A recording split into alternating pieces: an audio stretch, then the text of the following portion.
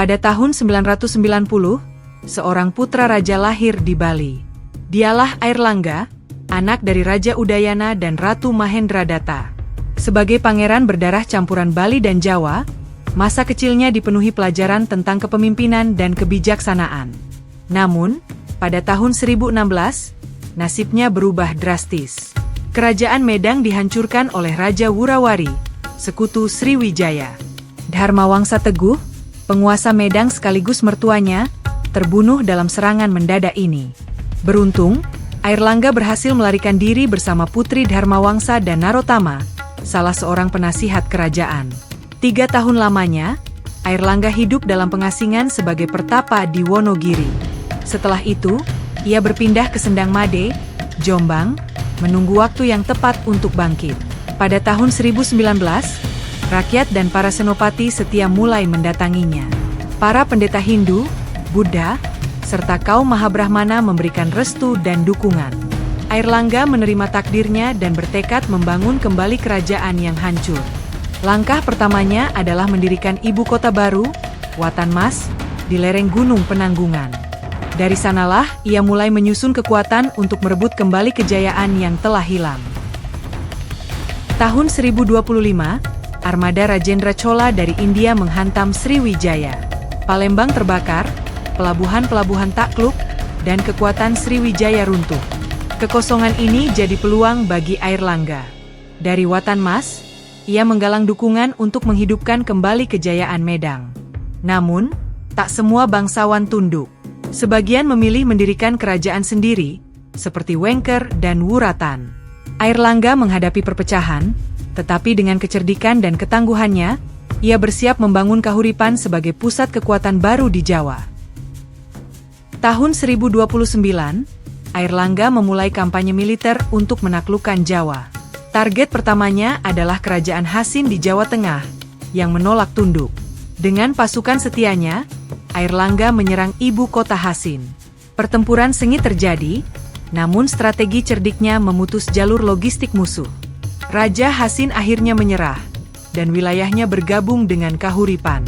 Kemenangan ini membuka jalan bagi Airlangga untuk menguasai seluruh Jawa. Airlangga melanjutkan kampanyenya ke Wuratan di utara Jawa Timur. Kerajaan pesisir ini menolak tunduk, mengandalkan benteng alami dan armada lautnya. Namun, Airlangga menyerang dari darat dan sungai sekaligus, memukul mundur pasukan Wuratan. Setelah pertempuran sengit, Raja Wuratan menyerah.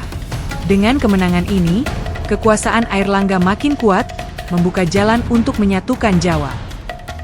Airlangga mengarahkan pasukannya ke Wengker, wilayah pegunungan yang dikenal tangguh. Dipimpin Raja Pemberani, Wengker menolak tunduk.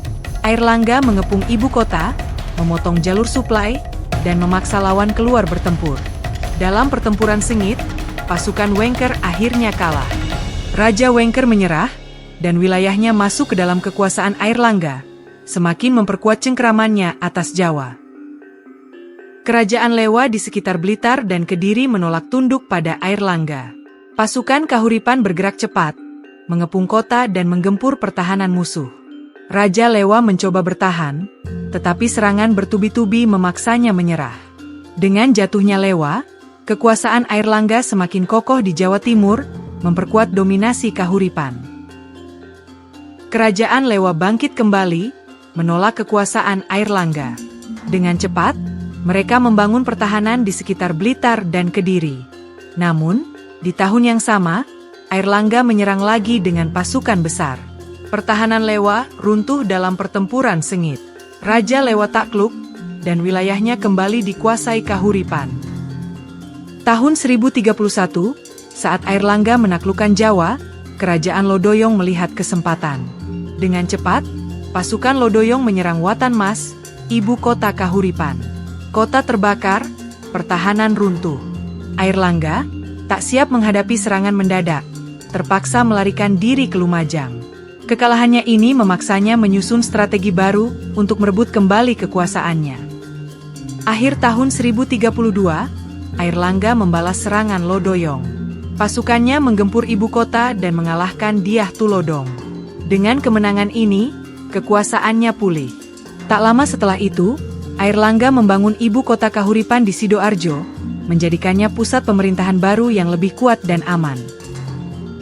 Akhir tahun 1032, Kerajaan Luaram, musuh terakhir Medang, masih menentang kekuasaan Airlangga. Mereka dulu menghancurkan Medang Mataram, tetapi kini giliran Airlangga membalas. Pasukannya menyerang, menumpas Luaram dalam pertempuran sengit.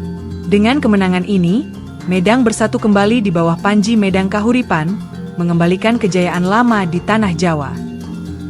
Tahun 1035, Airlangga menumpas pemberontakan Wijayawarma, Raja Wengker yang mencoba menggalang kekuatan menaklukkan Medang Kahuripan. Dengan kemenangannya, Kahuripan semakin memperkuat kekuasaannya di tanah Jawa. Di tahun yang sama, ia memperluas wilayahnya hingga ke Bali. Prasasti Kusambian mencatat keberadaan Keraton Madander di Jombang yang menjadi puncak kejayaan pemerintahan Airlangga. Dalam pemerintahannya, Airlangga menyusun sistem pajak pemerintahan yang lebih kuat, memastikan stabilitas kerajaan. Ia juga mengembangkan pelabuhan Kambang Putih di Tuban dan Hujung Galuh di Jenggala, membuka jalur perdagangan Nusantara yang besar bagi Medang Kahuripan. Tahun 1041, Prasasti Pucangan mencatat kejayaan Airlangga dalam membangun kembali Medang Kahuripan.